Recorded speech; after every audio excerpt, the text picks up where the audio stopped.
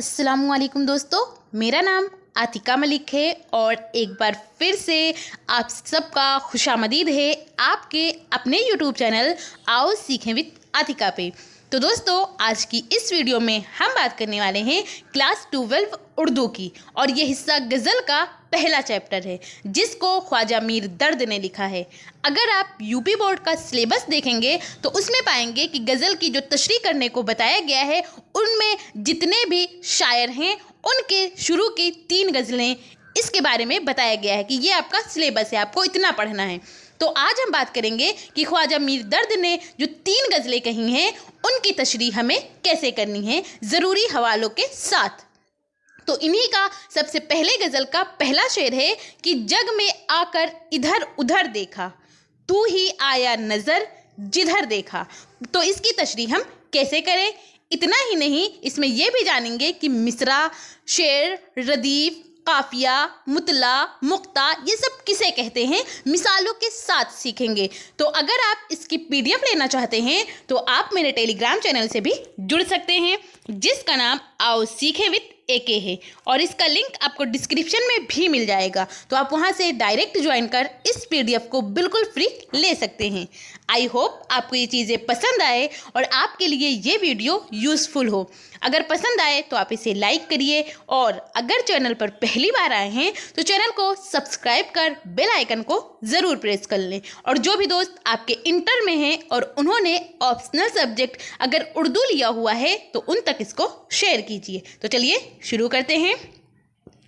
ख्वाजा मीर दर्द, तो मैंने इनकी फ़ोटो भी इसी में ऐड कर दी ताकि आपको पता चले कि जो ख्वाजा मीर दर्द थे वो दिखते कैसे थे। इनका सबसे पहला गज़ल है जिसका सबसे पहला शेर है कि जग में आकर इधर उधर देखा, तू ही आया नज़र जिधर देखा। तो यहाँ पर हम सबसे पहले बात करेंगे कि मिसरा क्या होता है। तो अगर आप बिल्कुल आसान लफ्ज़ों में समझें तो मिसरा किसी भी एक लाइन को कहते हैं। लाइन से मुराद ये है कि जिसमें कोई बातें शायर ने बयान की हो। तो सिर्फ और सिर्फ आप लाइन को मत समझ लीजिए, आप ऐसे लाइन बनाइए और फिर समझिए कि यही मिसरा है, नहीं, उसमें शायर ने कोई बातें भी बयान की हो। तो जैसे यहाँ पर हुआ ये ऊपर की या दूसरी लाइन, कोई सी भी एक लाइन, इसको हम क्या बोलेंगे पहले ये समझते हैं। तो इसको मिसरा कहते हैं। और जब 2 मिसरे आपस में मिलते हैं तब जाके बनता है शेर बनता है। क्या बनता है? शेर बनता है। और जब 5 शेर मिलते हैं, शेर की जमा अशआर होता है, तो जब 5 अशआर मिलते हैं तब जाके वो बनता है गज़ल। यानी गज़ल में कम से कम 5 अशआर होते हैं और ज़्यादा की कोई कैद नहीं, यानी ज़्यादा कितने भी हो सकते हैं लेकिन 5 से कम अशआर नहीं होंगे। अगर 5 से कम होगा तो वो हमारा गज़ल नहीं कहलाएगा। गज़ल के लिए 5 अशआर होना लाजमी है। अब हम बात करते हैं कि रदीफ क्या है। तो जग में आकर इधर उधर देखा, तो ये जो लास्ट में आपको दिख रहा होगा देखा और यहाँ फिर से आया है देखा, तो इस देखा देखा को रदीफ बोला जाता है। जो शायर कहता है, जो चीज़ें बयान करता है, उसमें लास्ट में ऊपर नीचे दोनों लाइन में आखिर में जो अल्फाज सेम होते हैं, एक जैसे बोले जाते हैं, जैसे लिखे जाते हैं, तो इनको रदीफ कहा जाता है। क्या कहा जाता है? रदीफ कहा जाता है। और जो रदीफ से पहले आता है, जैसे यहाँ पर आया इधर और फिर आया जिधर, तो ये इधर और जिधर को काफिया बोला जाता है। यानी एक जैसी आवाज़ें निकालता है पर अल्फाज अलग होते हैं, यानी कहने में एक जैसे लगेंगे, इधर जिधर मिलते हुए अल्फाज हैं, तो इनको हम काफिया कहते हैं। और जिस शेर में रदीफ और काफिया दोनों पाए जाते हैं तब वो शेर हमारा मुतला कहलाता है। क्या कहलाता है?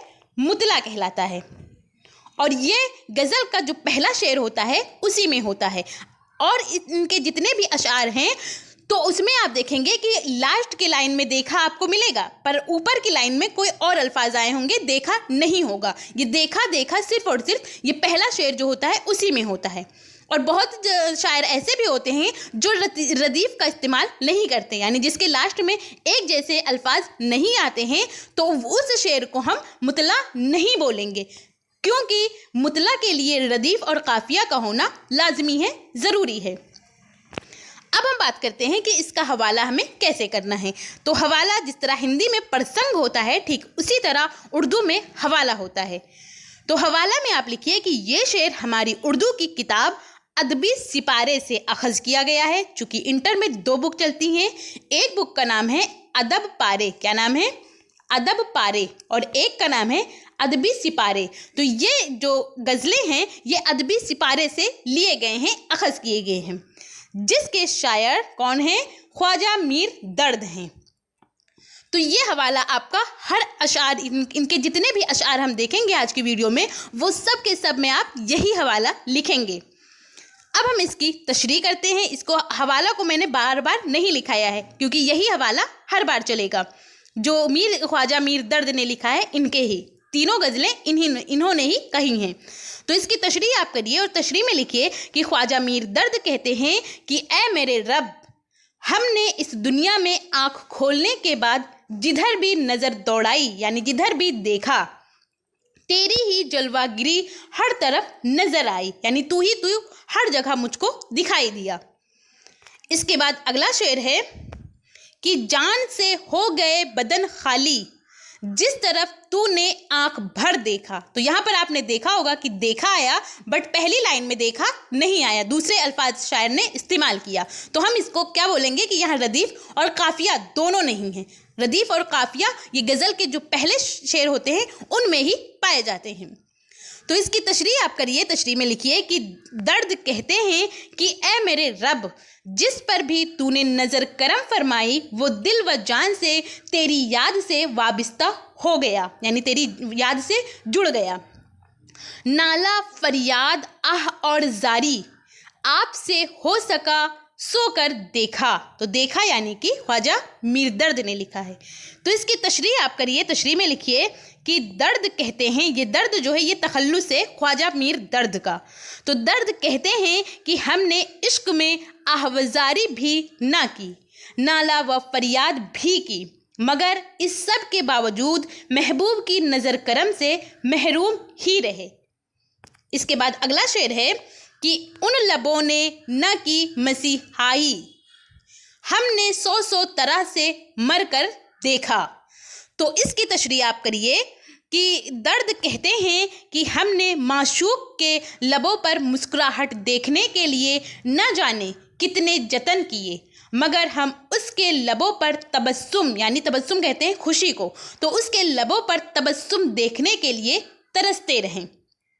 اس کے بعد اگلا شعر ہے کہ زور عاشق مجاز ہے کوئی، درد کو قصہ مختصر دیکھا۔ تو یہاں پر یہ جو درد آیا ہوا ہے یہ تخلص کہتے ہیں اس کو، اور یہ غزل کا آخری شعر ہے۔ تو یہ جو درد ہے یہ خواجہ میر درد کا چھوٹا سا نام ہے جس کو کیا بولا جاتا ہے؟ تخلص بولا جاتا ہے۔ اور جب شاعر اپنا چھوٹا نام جسے تخلص کہتے ہیں اس کا استعمال کرتا ہے تو اس شعر کو ہم مقطع بولتے ہیں۔ کیا بولتے ہیں؟ مقطع کہتے ہیں۔ اگر یہاں پر شاعر نے اپنا نام نہیں استعمال کرتا جس کو ہم تخلص بولتے ہیں، چھوٹا نام شاعر کا، تو یہ ہمارا یہ جو شعر ہے وہ چاہے لاسٹ کا ہی شعر ہوتا لیکن اس کو ہم مقطع نہیں کہتے۔ مقطع کے لیے لازمی کیا ہوتا ہے؟ تخلص کا ہونا، یعنی شاعر کا چھوٹا نام ہونا۔ تو اس کی تشریح کریے اور تشریح میں آپ لکھیے کہ درد کہتے ہیں کہ ہم نے درد کو دیکھا۔ یہ خواجہ میر درد اپنی ہی بات کر رہے ہیں کہ ہم نے درد کو دیکھا کہ وہ بڑے مضطرب عاشق مزاج ہیں، انہیں کسی سے کمتر کیوں سمجھا جائے، یعنی وہ خود کی تعریف کر رہے ہیں۔ اس کے بعد اگلا غزل ہے اور اگلے غزل کا سب سے پہلا شعر ہے کہ غلیم بخت سے سایہ دار رکھتے ہیں، یہی بساط میں ہم خاکسار رکھتے ہیں۔ تو رکھتے ہیں اور یہاں پھر سے رکھتے ہیں، یہ رکھتے ہیں کیا کہلائے گا؟ ردیف کہلائے گا۔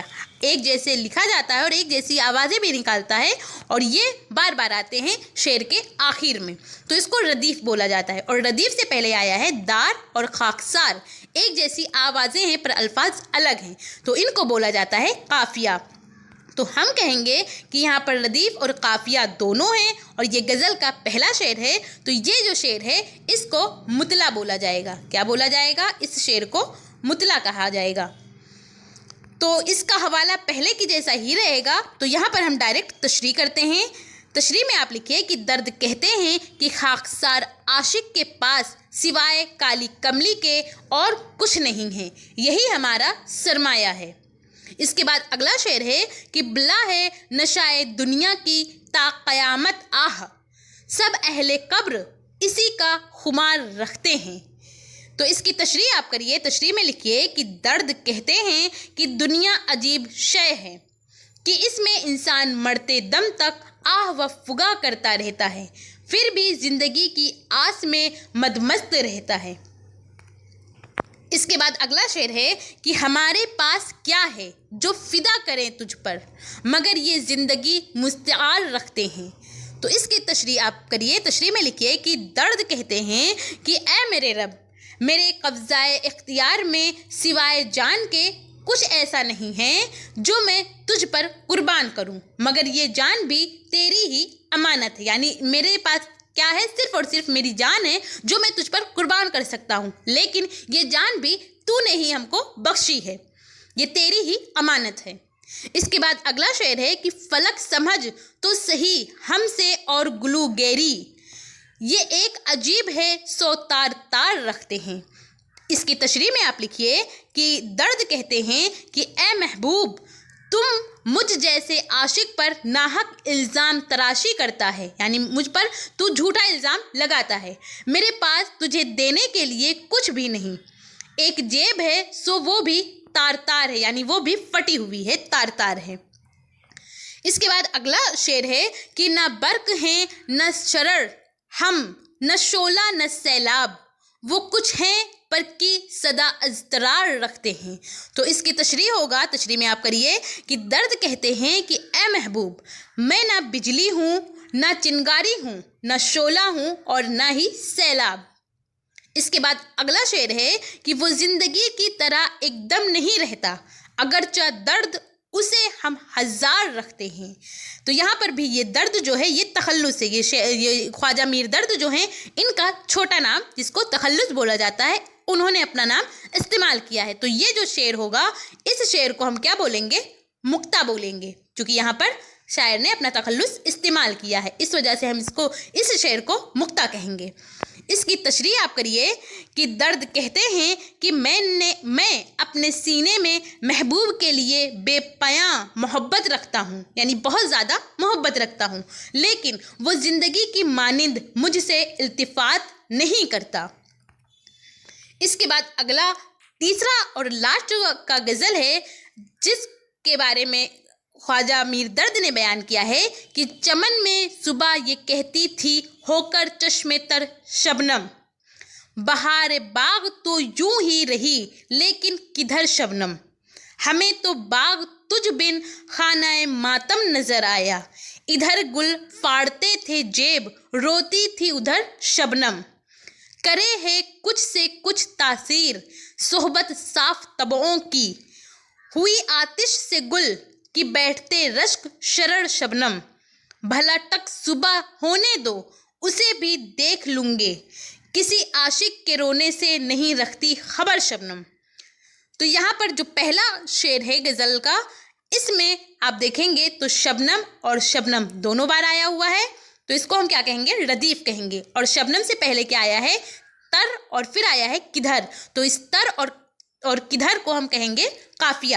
تو اس لیے اس شعر کو ہم کیا بولیں گے؟ یہ جو پہلا شعر ہے اس کو کہیں گے مطلع. کیا بولیں گے؟ مطلع کہیں گے. لیکن اگر آپ دیکھیں گے کہ جو لاسٹ کا شعر ہے، سوری یہ لاسٹ کا نہیں ہو سکتا چونکہ ایک یہ ہوا، یہ دوسرا شعر ہوا اور یہ تیسرا شعر ہوا اور پھر یہ چوتھا شعر ہوا، تو یہ 4 شعر ہی ہیں. تو اس میں ایک شعر ابھی اور ہوگا کیونکہ 4 شعر سے غزلیں نہیں بنتی. غزل کے لیے 5 اشعار کا ہونا ضروری ہوتا ہے. تو ان 4 کی تشریح ہم پہلے کرتے ہیں، اس کے بعد 5واں جو ہوگا اس کے بارے میں بھی پڑھیں گے. تو یہ جو چاروں کے چاروں اشعار ہیں ان کی تشریح آپ لکھیے، اور جو حوالہ ہوگا وہ وہی ہوگا کہ یہ شعر جو ہے ہماری اردو کی کتاب جس کا نام ادبی سپارے ہیں سے اخذ کیا گیا ہے، یعنی لیا گیا ہے، اور جس کے شاعر کون ہیں؟ خواجہ میر درد ہیں. تو یہاں میں نے اس کو پھر سے نہیں لکھایا چونکہ یہی حوالہ سارے اشعار میں چلیں گے. یہ تینوں غزلیں خواجہ میر درد نے ہی لکھی ہیں. تو اس کی تشریح آپ کریے کہ درد کہتے ہیں کہ صبح کے وقت چمن میں شبنم رو رو کر یہ کہتی تھی کہ چمن کی رونقیں باقی رہیں گی، پھول مسکراتے رہیں گے، لیکن کچھ وقت بعد میرا وجود ختم ہو جائے گا. یعنی یہ جو چمن ہے، یہ پھول ہیں، یہ ساری چیزیں رہیں گی، لیکن جو میں ہوں، میرا وجود ہے، وہ ختم ہو جائے گا. میں مر جاؤں گا ایک دن. یعنی اس دنیا کی رونقیں خدا کے فضل سے قیامت تک باقی رہیں گی. یعنی جب تک قیامت نہیں آتی تب تک اس دنیا میں جتنی رونقیں ہیں وہ باقی رہیں گی. لیکن جب قیامت آئے گی تو یہ دنیا جو ہے وہ فانی ہے، ختم ہو جائے گی. مگر انسان کا وجود شبنم کے اس قطرے کے مانند ہے جو سورج کی پہلی کرن کے ساتھ فنا ہو جاتا ہے. شبنم کس کو کہتے ہیں؟ بوند کو کہتے ہیں. جو اوس آپ سمجھ لیجئے، جو پھولوں پر اور پتیوں پر آپ صبح صبح دیکھتے ہوں گے تو گرتے ہیں، اس کو شبنم بولا جاتا ہے. لیکن جب سورج کی کرنیں پڑتی ہیں تو وہ ختم ہو جاتا ہے، فنا ہو جاتا ہے. ٹھیک اسی طرح انسان کا وجود ہے. اس کے بعد اگلا اور لاسٹ کا شعر ہے کہ نہ سمجھا درد ہم نے بھید یاں کی شادی و غم کا، سحر خندہ ہے کیوں روتی ہے کس کو یاد کر شبنم. تو یہاں پر یہ درد آیا ہوا ہے، یعنی کہ یہ خواجہ میر درد کا تخلص سے چھوٹا سا نام ہے. تو اس شعر کو ہم کیا بولیں گے؟ اس شعر کو ہم کہیں گے کہ یہ مکتا ہے. کیا کہلائے گا؟ مکتا کہلائے گا. یہ غزل کا آخری شعر ہوتا ہے جس میں شاعر اپنا چھوٹا نام، جسے تخلص کہتے ہیں، اس کا استعمال کرتا ہے. تو اس کی تشریح آپ کریے. تشریح میں لکھیے کہ درد کہتے ہیں کہ اے محبوب، مجھے یہ چمن اور اس دنیا کے جلوے بے رونق لگتے ہیں. تیری جدائی سے نہ صرف میری حالت خراب ہے بلکہ پھول اور شبنم بھی تیری جدائی سے مضطرب ہیں. تو اس طرح آج ہم لوگوں نے جانا کہ جو آپ کے انٹر میں جو اردو کا سلیبس ہے غزل کا، اس کی تشریح ہمیں کیسے کرنی ہے، اور یہ بھی جانا کہ مصرع، شعر، ردیف، قافیہ، مطلع، مقطع، یہ سب کسے کہتے ہیں، مثالوں کے ساتھ جانا. تو اگر آپ اس کی PDF لینا چاہتے ہیں تو آپ میرے ٹیلی گرام چینل سے بھی جڑ سکتے ہیں، جس کا نام آؤ سیکھیں وتھ AK ہے، اور اس کا لنک آپ کو ڈسکرپشن میں بھی مل جائے گا. تو آپ وہاں سے ڈائریکٹ جوائن کر اس PDF کو بالکل فری لے سکتے ہیں. آئی ہوپ آپ کو یہ چیزیں پسند آئی ہو اور آپ کے لیے یہ ویڈیو یوزفل ہو. اگر پسند آئی ہو تو آپ اسے لائک کریے، اور اگر چینل پر پہلی بار آئے ہیں تو چینل کو سبسکرائب کر بیل آئیکن کو ضرور پریس کر لیں. اور جو بھی دوست آپ کے انٹر میں ہیں اور انہوں نے آپشنل سبجیکٹ اگر اردو لیا ہوا ہے تو ان تک اس کو شیئر کیجیے. اور آپ کو یہ ویڈیو کیسی لگی، اپنا فیڈ بیک ہمیں کمنٹ کے ذریعے ضرور بتائیے. Thank you. ہمیشہ خوش رہیے.